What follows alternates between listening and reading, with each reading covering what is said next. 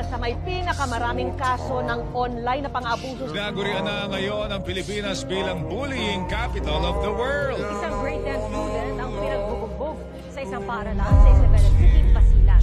Ang mitya ng krimen, madalas na pambubuli umano ng biktima.